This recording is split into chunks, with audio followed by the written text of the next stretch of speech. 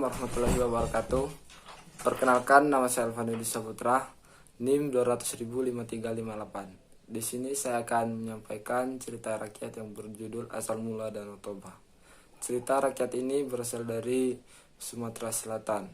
Danau Toba memiliki pesona yang sangat indah. Banyak turis-turis dari dalam maupun dari luar negeri yang berdatangan untuk menikmati pemandangan yang diajukan oleh Danau Toba.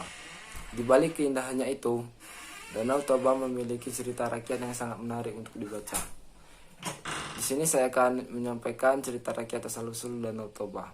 Baiklah, langsung saja kita menuju ceritanya. Alkisah, pada zaman dahulu kala, hiduplah seorang pemuda bernama Toba. Ia adalah seorang yatim piatu. Ia sehari-hari bekerja di ladang.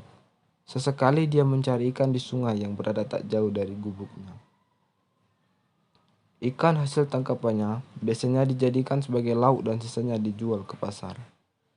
Pada suatu hari, Toba memancing sepulang dari ladang. Ia sangat berharap mendapatkan ikan yang besar yang bisa segera dimasaknya untuk dijadikan lauk. Terpenuhilah harapannya itu.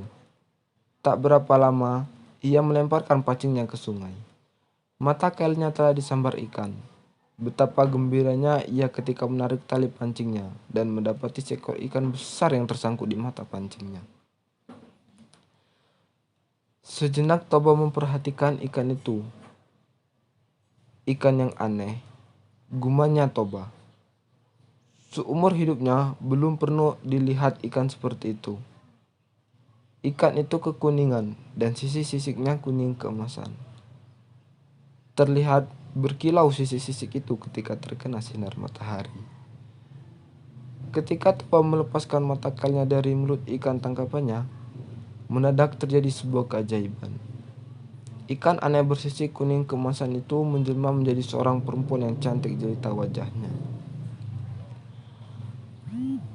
Toba terheran-heran mendapati keajaiban yang berlangsung di depan matanya itu.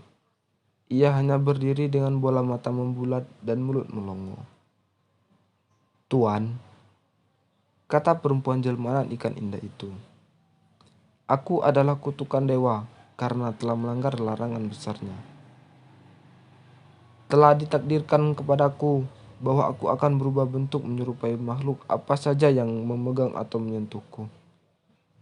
Karena Tuan telah memegangku, maka aku pun berubah menjadi manusia seperti Tuan ini." Toba memperkenalkan namanya. Begitu pula dengan perempuan berwajah jelita itu. "Namaku Putri, Tuan," ujar perempuan itu. Toba lantas menjelaskan pula keinginannya untuk memperistri Putri karena dia terpesona kecantikan si perempuan jelmaan ikan itu. "Bersediakah engkau menikah denganku?" tanyanya setelah pembicaraan beberapa saat. "Baiklah, aku bersedia, Tuan.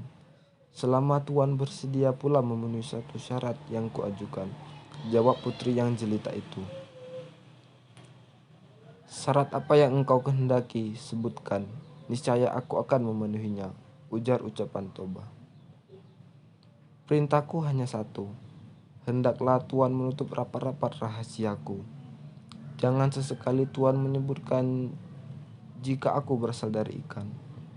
Jika Tuan menyatakan kesediaan Tuan untuk menjaga rahasia ini, aku bersedia menjadi istri Tuan," ujar putri yang cantik itu. "Baiklah," kata Toba. "Aku akan menutup rapat-rapat rahasiamu ini. Rahasia ini hanya kita berdua yang saja yang tahu." Toba dan putri pun menikah. Keduanya hidup rukun dan bahagia meski dalam kesederhanaan. Kebahagiaan mereka serasa kian lengkap dengan kelahiran anak mereka. Seorang anak laki-laki Samosir namanya. Samosir tumbuh menjadi anak yang sehat. Tubuhnya kuat, sayang. Samosir adalah anak yang nakal dan pemalas. Keinginannya hanya tidur-tiduran saja. Ia seperti tidak peduli atau ingin membantu kerepotan ayahnya yang sibuk bekerja di ladang. Bahkan untuk sekedar mengantar makanan dan minuman untuk ayah pun Samosir kerap menolak jika diminta. Seandainya mau, dia akan melakukannya dengan malas-malasan, dengan wajah bersungut-sungut. Bertambah-tambah malas kelakuannya akibat ibunya terus memanjakannya. Apapun yang dimintanya akan diusahakan ibunya untuk dipenuhi. Samosir sangat kuat nafsu makannya. Jatah makanan sehari-hari untuk keluarganya bisa dihabiskannya dalam sekali makan. Toba merasa harus bekerja lebih keras lagi untuk dapat memenuhi keinginan makan anak laki-lakinya yang luar biasa itu. Pada suatu hari, Samosir diminta ibunya untuk mengantarkan makanannya dan minuman untuk ayahnya. Samosir yang tengah bermalas-malasan semula enggan untuk menjalankan perintah ibunya itu. Namun, setelah ibunya terus memaksanya, akhirnya dia bersedia melakukan meski dengan wajah yang bersungut-sungut.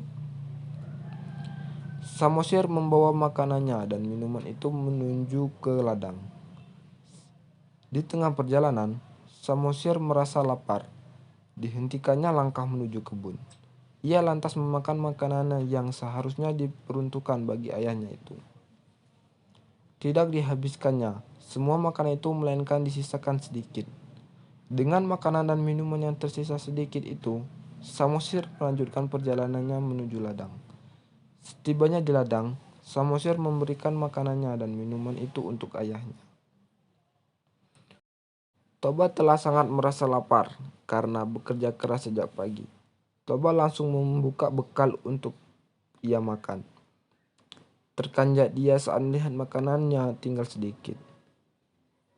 "Mengapa jatah makanannya dan minumanku tinggal sedikit?" tanya dengan raut wajah kesal.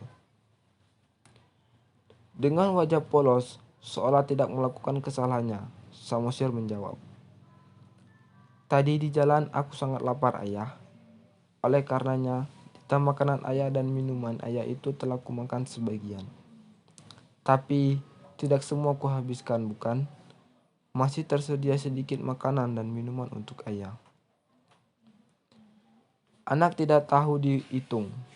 Maki-maki Toba kepada anaknya.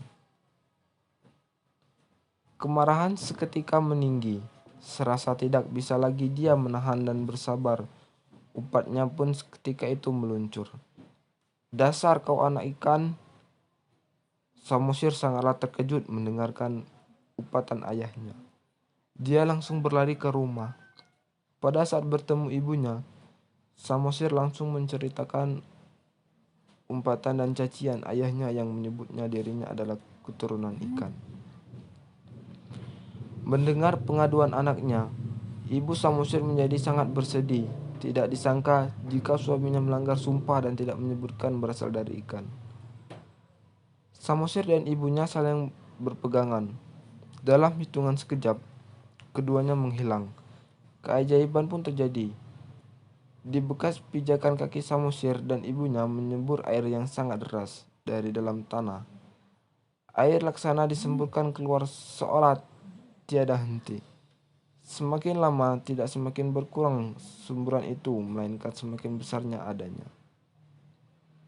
Dalam waktu yang cepat, permukaan tanah itu pun tergenang. Permukaan air terus meninggi, dan tak berapa lama kemudian lembah tempat tinggal Toba telah tergenang air.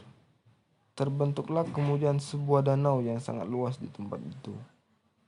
Penduduk kemudian menamakan danau itu adalah Danau Toba. Adapun pulau kecil yang berada di tengah-tengah Danau Toba itu disebut Pulau Samosir, untuk mengingatkan kepada anak lelaki